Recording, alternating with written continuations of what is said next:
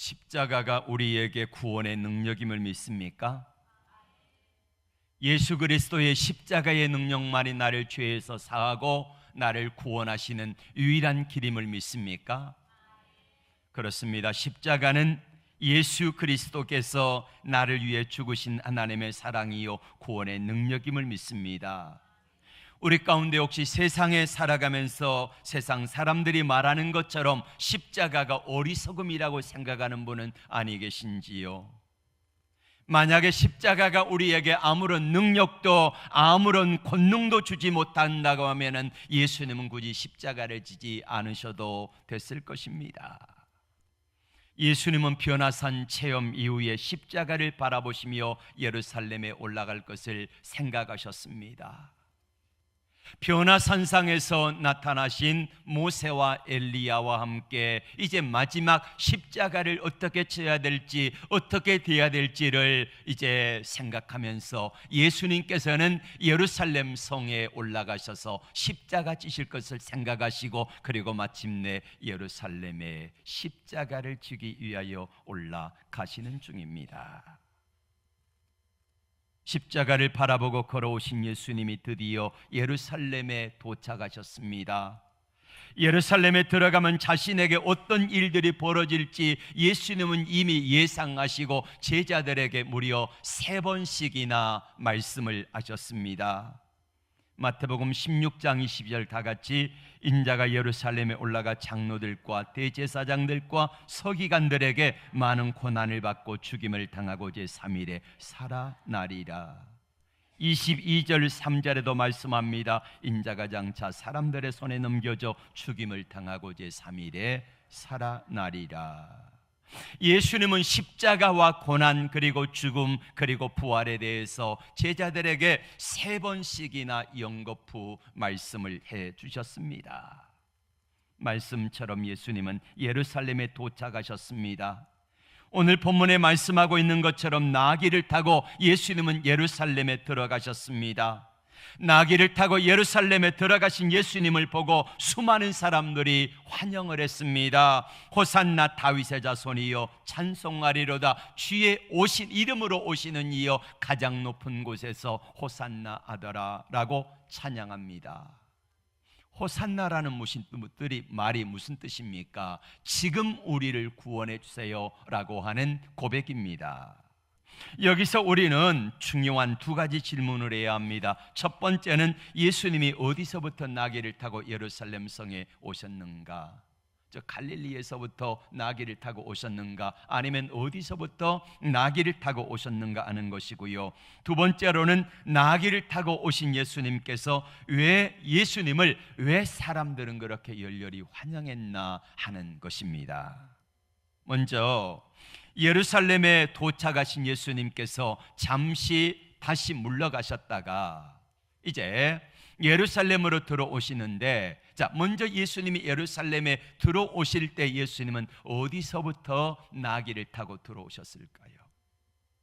오늘 성경은 이렇게 말씀하고 있습니다. 예루살렘에서 가까운 벳바게에서부터 나귀를 타고 입성하셨다고. 벳바게는 예루살렘에서 동쪽으로 가까운 곳인데 약 한 10분 정도 거리니까 매우 가깝지요.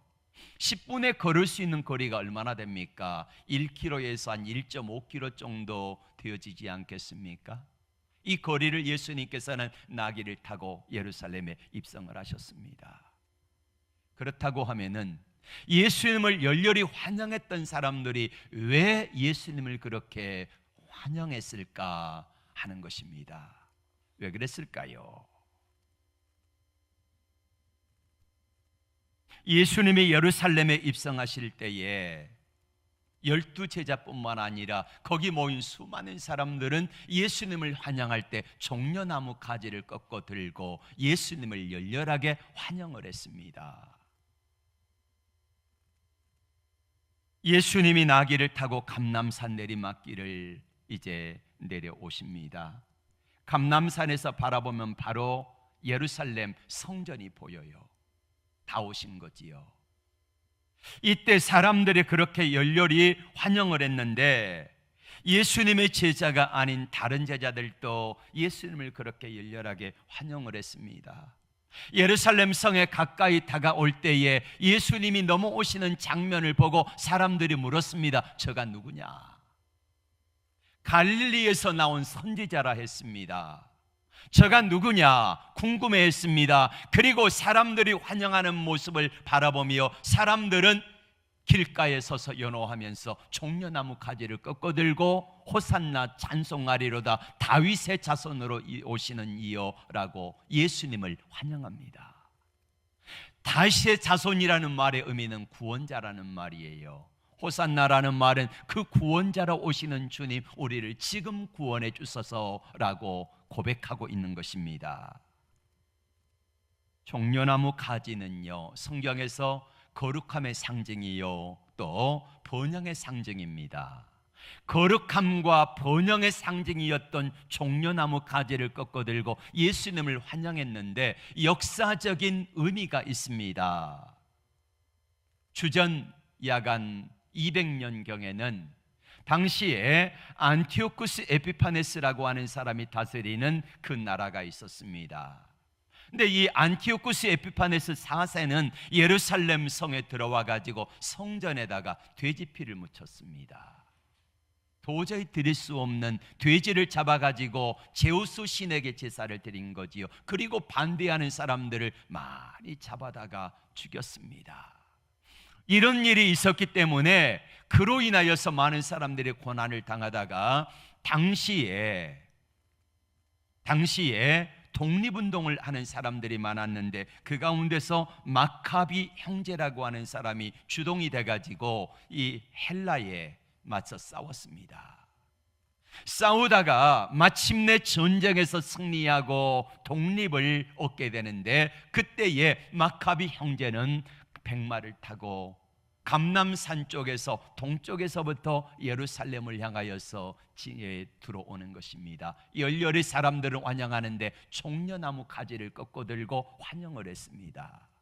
예수님이 그 후로 200년 후에 예수님께서 감람산을 넘어오시는데 사람들이 나귀를 타고 오시는 그 모습은 좀 우스꽝스럽지만은 백만은 아니지만은 아무튼 구원자로 오신다고 하는 소문을 듣고 사람들은 열렬하게 종려나무 가지를 꺾어들고 환영을 합니다. 게다가 결정적인 것은 예수님이 누구신가 하는 것을 사람들은 궁금해할 때에 결정적으로 저분이 메시아다 하는 사실을 체험하게 된 계기가 있습니다. 예루살렘에서부터 한 5리쯤 떨어지는 곳에 나사로가 살고 있습니다. 근데 그 죽은 나사로가 죽은 지 나흘이나 되었음에도 불구하고 예수님께서 나사로를 살리셨어요. 그 소문이 예루살렘 성에 쫙 퍼졌습니다. 또한 예수님에 대해서 사람들은 소문을 들었지요. 보리떡 5개, 물고기 2마리를 가지고 5,000명을 먹이고 죽은 나사로를 살리고 무리를 걸으시고 수많은 역사와 이적을 나타내셨던 그 예수님의 소문이 온 유다에, 예루살렘의 갈릴리와 온 세상에 다 퍼지게 된 것입니다. 그래서 사람들은 예수님의 소문을 듣고 저분이 왕이 된다고 하면은 우리는 얼마나 좋을까, 이런 생각을 하면서 사람들은 예수님을 열렬히 종려나무 가지를 꺾고 들고 환영했던 것입니다. 예수님은 더군다나 감람산을 넘어오셨습니다. 이스라엘 백성들의 메시아가 나타나면은 반드시 감람산 쪽에서 들어오실 거라고 그렇게 알고 있습니다. 그래서 사람들은 마지막으로 이 사진을 한번 보십시오. 이 사진에 보면은 여기가 바로 높이 솟아있는 부분에 이렇게 되어진 부분이 바로 황금문입니다. 이 문은 닫아놨어요. 12대문 가운데서 예루살렘 성에 12개 문이 있는데 유일하게 이 성문은 닫아놓고 메시아가 재림하시면은 이 문을 깨쳐 부수고 강림하실 거다라고 저들은 믿고 있습니다. 그래서 황금문을 향하는 동쪽을 향하여서 바로 밑에 보면은 보여지는 부분이 뭐냐면은 묘지들입니다. 사람들은 거기 묻히기를 원했고, 저 묘지에 묻히면은 가장 먼저 재림하시는 예수님을 만날 거라는 소망 가운데 사람들은 가장 황금문에 가장 가까운 곳에다가 묘지를 쓰고 주님의 임재와 재림의 역사를 기다리고 있는 것입니다. 여러분, 그런데 저들이 믿고 있는 것처럼 감람산 동쪽을 향하여서 그쪽에서부터 이 메시아가 재림할 거라고 하는 사실을 저들은 믿고 있었는데, 바로 예수님께서 나귀를 타고 감람산 동쪽에서부터 내려오시는 것입니다. 그래서 백성들은 환영하는 거지요. 저분이 진짜 메시아 맞구나, 저분이 구원자 맞구나, 할렐루야. 그러면서 예수님을 기다렸다는 것입니다. 예수님이 예루살렘 성에 입성하실 때에 예수님을 환영하는 사람들의 각각의 무리들이 다 생각과 자기 형편과 처지에 따라서 예수님을 맞이하는 사람들의 모습이 각각의 다릅니다. 오늘 성경에 몇 종류의 사람들이 나오는데, 첫 번째 보여지는 사람들은 예수님의 제자들입니다. 12제자도 있고 70명의 제자도 있고, 거기다가 수많은 사람들이 예수님의 제자가 되기를 원하여서 예수님을 믿었기 때문에 많은 제자들이 있었지요. 그 가운데 12제자들은 우리가 잘 아시는 것처럼 어느 날 예수님께서 예루살렘 성에 입성하실 때에 세베대와 야고보의 어머니가 예수님께 와가지고 청탁을 합니다. 주의 나라에 임할 때에, 예수님이 예루살렘 성에 입성하여서 나라 정권을 잡을 때에 대통령이 되시면은 주의 나라에서 우리 두 아들 야고보와 요한을 좌우에 앉게 해주세요 라고 청탁을 했습니다. 자, 이에 시기와 분노한 제자들이 이 두 제자를 미워하는 사건이 바로 예수님이 예루살렘 성에 입성하는 바로 그 길에서 일어난 것입니다. 누가 크냐? 누가 크냐? 갈릴리 촌놈들이 예수님을 3년 반 동안이나 따라다니면서 얼마나 많이 수고했습니까? 얼마나 많은 어려움을 겪었습니까? 그런데 그 모든 수고가 이제는 한꺼번에 다 갚아지는 날이 온 겁니다. 예수님이 왕이 되시면 우리는 장관이 될 거고, 예수님께서 왕이 되셔서 장관이 되시면 이제 우리는 뭐합니까? 화려한 좋은 옷을 입고 빛과 번쩍하게 좋은 차도 사고 그러면서 살아갈 거라고 하는 푸른 꿈을 가지고 저들은 예루살렘 성에 입성하는 것입니다. 동상이몽이라는 말 들어보셨죠? 같은 침대에 잠을 자는데 꿈이 각각 다릅니다. 예수님의 생각과 제자들의 생각이 전혀 달랐다는 것입니다. 두 번째는 예수님을 왕 삼으려는 백성들의 모습을 보게 됩니다. 오랫동안 헬라의 통치를 받고 저들의 억압 가운데 살았습니다. 그러다가 다시 마카비 형제가 일어나 가지고 헬라에서 독립을 했지만은 그 다음에 누가 일어납니까? 로마가 와가지고 주전 한 65년경에 예루살렘 성이 로마의 통치하에 들어가게 됩니다. 로마의 압제를 받았습니다. 그래서 이스라엘 백성들은 언제나 메시아가 오셔서 우리를 로마의 압제와 통치 가운데서 해방시켜 주실 것인가를 기다리면서 저들은 하나님께 기도하며 메시아를 기다리고 있습니다. 그런데 여러분, 예수님께서 감람산 동쪽에서 나귀를 타고 예루살렘 성에 입성하신 모습을 바라보며 유대인들은 생각합니다. 저분이 메시아다. 그래서 환영했습니다. 종려나무 가지를 꺾어 들고 저들의 고백 속에서 하는 것처럼 찬송하리로다. 다윗의 자손이여 호산나 하면서 찬송했잖아요.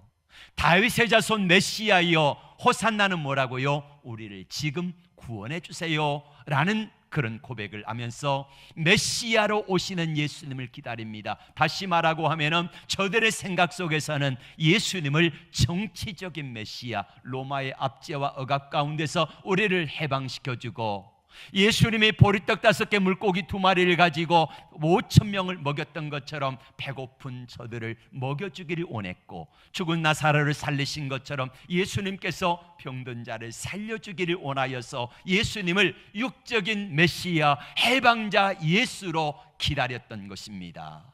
그런데 예수님께서 예루살렘 성에 입성하셔서 첫 번째 날 입성하시고 나서 그 다음 날 월요일 날 어떤 사건이 있습니까? 성전을 정화시키잖아요. 야, 진짜 메시아 맞구나. 백성들은 제사장들과 장로와 서기관들에게 너무 억압을 받고 고통을 받고 있었거든요. 저래서는 안 되는데. 그런데 아무도 대제사장과 서기관들에게 말을 못하는 거예요. 그런 예수님께서 그 모습을 바라보시고 와가지고 성전을 다 엎어버린 거예요. 성전에 있는 장사하는 사람들, 돈 바꾸는 사람들, 성전에 없어야 될 사람들을 다 정화시키면서 하시는 모습을 보면서 백성들은 생각합니다. 야, 진짜 예수가 메시아 맞구나. 예수가 메시아 맞구나. 그런데 예수님의 모습을 바라보니까 첫날에는 그렇게 하셨는데 둘째 날은 조용해요. 셋째 날도 조용해요. 넷째 날도 조용해요. 나중에 들으니까 어떡합니까? 대제사장과 서기관들에 의해서 예수님이 십자가를 지게 될 거라는 거예요. 죽으실 거라는 말이에요. 그래서 백성들은 이렇게 생각을 했습니다. 메시아로 해방자 예수로 기다렸는데 그 해방자 예수가 아니라 너무 초라한 예수예요. 그래서 저들은 이렇게 생각을 했습니다. 차라리 그렇다고 하면은 무능하고 연약하고 우리에게 해방자 예수가 아닌 적어도 독립운동을 하면서 우리에게 이 나라와 민족의 독립을 위해서 애썼던 독립부사 바라바를 놓아달라 하자. 빌라도가 말합니다. 너희가 구원자라고 하는 예수를 놓아주랴 바라바를 놓아주랴. 그때의 백성들은 이렇게 말합니다. 차라리 바라바를 우리에게 놓아주세요. 그래서 예수님은 십자가에 못 박고 바라바를 택했던 것입니다. 예수님이 십자가를 지실 때에 비겁한 사람들이 많이 나옵니다. 예수님의 제자들, 온풍기 좀 꺼주세요. 예수님의 제자 가운데 베드로는 이렇게 예수님께 이야기했지요. 최후의 만찬석상에서 예수님께서 그런 말씀하셨습니다. 야, 베드로야, 야고보, 요한아, 너희가 오늘 밤에 내가 닭이 3번 울기 전에 너희가 다 나를 버릴 거다. 베드로가 혼장담하지요? 아닙니다. 저는요, 저 야고보와 요한은 예수님을 버려도 저는 안 버립니다. 걱정하지 마세요. 3번씩이나 혼장담했지 않습니까? 그런데 이 베드로는 예수님을 3번 부인하고 맙니다. 첫 번째 부인하는 장면은 마태복음 26장 70절에 베드로가 모든 사람 앞에서 부인하여 가로되 나는 내 말하는 것이 무엇인지 알지 못하겠노라. 72절 다 같이 베드로가 맹세하고 또 부인하여 가로되 74절에 저가 저주하며 맹세하여 가로되 이렇게 했습니다. 3번 부인하고 너무너무 마음에 찔려가지고 밖에 나가 심히 통곡하며 울었더라 라고 말씀하지 않습니까? 근데 성경에는 더 비겁한 사람이 한 사람이 나옵니다. 마가복음 14장 51절 볼까요? 한 청년이 벗은 몸에 배에 혼이불을 두르고 예수를 따라오다가 무리에게 잡힘에 배 혼이불을 버리고 벗은 몸으로 도망하니라. 아멘. 이 사람이 누굴까? 예수님을 따라가긴 따라갔는데 자신의 예수님의 제자됨을 알고 벗은 몸으로 사람들이 잡으니까 그 겉옷을 벗어버리고 도망간 거예요. 누굴까? 학자들은 이렇게 말합니다. 마가 요한이 이 마가복음을 썼기 때문에 마가 요한이 자신의 이름을 드러내놓고 말하지는 못하고 간접적으로 자신이었다는 것을 말하고 있다는 것입니다. 여러분, 이 시대를 살아가고 있는 우리는 어떻습니까? 우리 아까 청년들이 불렀던 찬양처럼 내가 주를 못 박았나이다, 이렇게 살아가고 있지는 않습니까? 예수님을 부인하지 않겠다는 베드로도, 예수님을 따라가다가 혼유불을 벗어버리고 도망갔던 마가 요한도, 우리의 모습도 별반 다르지 않습니까? 주님을 따르다가 어느 순간에 주님을 부인하고 주님을 비판하고 도망가버리는 무리 속에 섞여있는, 그리고 자신의 욕망에 맞지 않는다고 예수님을 십자가에 못 박으라고 이렇게 외쳤던 군중들의 모습은 아닐까요? 세 번째로 나오는 사람들은 제사장과 서기관들입니다. 제사장과 서기관들은 예수님이 행하신 모습을 보고 분명히 저분이 메시아일 거라고 하는 생각을 가지고 있었습니다. 보세요. 예수님이 태어나실 때에 헤롯이 예수님을 죽이려고 했을 때에 동방의 박사들이 와가지고 했던 대로 예수님이 태어난 것을 알고 있잖아요. 예수님이 행하신 일을 보면은 이사야서 32장의 말씀처럼 예수님 메시아가 오시면 소경의 눈이 밝을 것이고 저는 자는 사슴처럼 뛸 것이고 벙어리 여는 노래하리니, 이 말씀이 바로 메시아가 오셨을 때에 그때 일어났던 사건들을 이사야 선지자는 말씀을 하고 있습니다. 예수님은 그 일만 한 게 아니잖아요. 저는 자가 사슴처럼 뛸 것이고 벙어리 여는 노래하고, 이것뿐만 아니라 죽은 자가 살아나고 예수님 물 위를 걸으시고 오비영이여 기적을 나타내시고, 할렐루야. 예. 이런 역사들을 나타내신 모습을 바라볼 때에 분명히 저분이 메시아가 맞을 거라고 하는 막연한 추측을 가지고 예수님을 생각하고 있었다는 말입니다. 그런데 여러분, 왜 빌라도가 총독 빌라도에게 이 제사장들이 예수님을 십자가에 넘겨서 죽게 했을까? 마태복음 27장 1절과 2절의 말씀을 볼까요? 새벽에 모든 대제사장과 백성의 장로들이 예수를 죽이려고 함께 의논하고 결박하여 끌고 가서 총독 빌라도에게 넘겨주니라. 왜 넘겨주었다고요? 그 다음 절의 말씀 보세요. 시작. 이는 그가 그들의 시기로 예수를 넘겨준 줄 알미더라. 아멘. 시기와 질투 때문에 메시아를 넘겨주고 맙니다. 분명히 저분이 예수님이 메시아라고 하는 사실을 저들이 알고 있음에도 불구하고 대제사장과 서기관과 바리새인들은 가장 메시아에 대해서 많이 연구하고 기다렸음에도 불구하고 예수님을 시기와 질투함으로 넘겨주고 말았다는 것입니다. 그럼 예수님이 왜 오셨을까요? 예수님은 이 땅에 오신 목적을 딱 한마디로 이렇게 말씀합니다. 다 같이 고백합니다. 인자가 온 것은 섬김을 받으려 함이 아니라 섬기려 하고 도리어 자기 목숨을 많은 사람의 대속물로 주려 함이니라. 아멘. 죽으러 오셨다는 겁니다. 죽으러 오셨는데 어떻게 죽으러 오셨다는 거예요? 뭘로 죽으신다고요? 대속물로 주려 하십니다. 여러분, 대속물이 뭡니까? 대신 속죄하는 제물이다라는 의미가 바로 대속물입니다. 예수님이 이 땅에 오셔서 우리의 죄를 대신 속죄한다. 여러분, 대속제물이라고 하는 말의 의미를 가장 잘 보여주는 장면이 어디냐면은 레위기의 제사법입니다.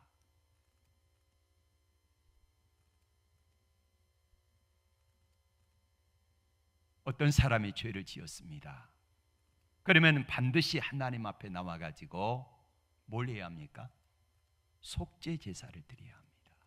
속죄 제사. 그러면은 우리 장장로님이 하나님 앞에 죄를 지어서 속죄 제물을 가지고 왔습니다. 그러면은 대제사장과 그리고 거기에 있는 제사장들이 장로님을 이제 거기에 데리고 와서 가지고 온 양에다가 장로님의 손을 얹습니다. 그러면 그 위에다가 제사장은 이렇게 안수하고 기도하지요. 하나님, 우리 장로님이 죄를 지어서 하나님 앞에 제사를 드리기 위해서 왔습니다. 그러니 이 사람의 죄를 이 사람에게 묻지 마시고 대신 이 양에게 대신 전가해 주세요. 기도합니다. 그리고 나서 제사장은 이 양을 잡습니다. 양의 이 심장 동맥에다가 칼을 꽂지요. 그러면은 피가 쏟아져 내립니다. 그 모습을 바라보면서 이 양이 부르르 떨다가 그냥 죽어가는 모습 바라보면서 이런 생각을 하지요. 아, 내가 저 자리에 죽어야 되는데 양이 나를 대신해서 죽는구나. 그리고 가죽이 벗겨지고 번제단에 올려져서 하나님께 번제로 드려지면서 태워져 없어질 때에 이런 생각을 하지요. 아, 내가 지옥의 불구덩이 가운데 저렇게 태워질 수밖에 없는데 저 양이 나를 대신해 타는구나 라고 생각하는 게 바로 대속제물의 의미입니다. 예수님은 바로 그렇게 이 땅에 오셔서 내 대신 속죄하는 제물이 되셔가지고 십자가에 죽으신 거지요. 많은 사람들이 예수님을 이해를 못했습니다. 어떻게 저렇게 능력 있는 분이 저렇게 허무하게 돌아가실까? 예수님은 십자가에 매달려 돌아가실 때에 사람들이 이렇게 조롱하잖아요. 내가 진짜로 메시아 맞는다고 하면은 그 십자가 위에서 한번 내려와 보라고 조롱을 했습니다. 우리 이런 생각을 해봅니다. 예수님께서 십자가에 조롱당하실 때에 정말로 하나님의 아들이신 것을 보여주기 위해서 하나님께 기도합니다. 하나님, 저들에게 제가 하나님의 아들인 것을 표적으로 보여주세요 라고 기도할 때에 양손과 발에 받쳐있던 큰 대못이 쑥 빠집니다. 그리고 예수님이 공중부양해가지고 살며시 내려앉는 것처럼 그 땅에 앉아요. 그때 옆구리의 창자국과 손에 발의 창자국에 그 찔린 이 못자국이 다 슬며시 싹 치유되어지고요, 깨끗하여집니다. 그래 말합니다. 야, 봐라, 내려왔다. 어떡할래? 그랬으면 어떻게 될까? 여러분, 예수님께서 말하기 그렇게 하셨다면 그 자리에서는 예수님께서 하나님의 아들이심을 보여주는 표적이 됐겠지만 예수님이 십자가에 달려서 대신 속죄 제물이 되어주시는 이 하나님의 의를 이루지는 못하는 거지요. 제자들은 예수님이 가시는 길을, 십자가의 죽음의 길을 이해를 못했습니다. 예수님이 허무하게 그렇게 돌아가셨을까? 예수님의 그 능력의 하나님이 어쩌면 그렇게 아무런 말씀도 하지 아니하시고 그렇게 비참하게 돌아가셨을까? 이해가 안 됐습니다. 백성들도 이해를 못했습니다. 죽은 지 나흘이나 되었던 나사로를 살리실 수 있는 하나님의 아들이라고 하면은 우리에게 분명한 하나님의 능력과 영광을 보여주실 수도 있었을 터인데 왜 그리하지 아니하셨을까? 이해가 안 됐습니다. 우리 성도들도 예수님을 이해하지 못하고 있습니다. 예수를 믿으면 무조건 영광의 길만 걷는 것으로 착각하고 있습니다. 예루살렘 성에 입성하시는 예수님을 바라보면서 그 위에 나귀 위에다가 자신의 겉옷을 벗어 펴고 길가에다 깔고 열렬히 환영했던 제자들과 백성들도 역시 예수님을 이해하지 못했습니다. 그 능력의 하나님께서 왜 그렇게 하셨을까? 이해가 안 됐다는 거예요. 예수 믿으면 영광의 길만 걷는 것으로 사람들은 착각하고 있습니다. 예수님을 믿기만 하면은 모든 것들이 만사형통할 걸로 착각하고 있습니다. 아닙니다. 예수님이 십자가를 지셔야지, 죽으셔야지 뭐가 있어요? 그 다음에 부활의 영광이 있는 줄로 믿습니다. 십자가는 부활로 가는 지름길이라는 사실입니다. 맞습니다. 우리가 신앙생활을 통해 배워야 될 진리가 무엇일까요? 잘 죽는 겁니다. 잘 죽을 때에 부활의 영광이 우리에게 나타나는 것입니다.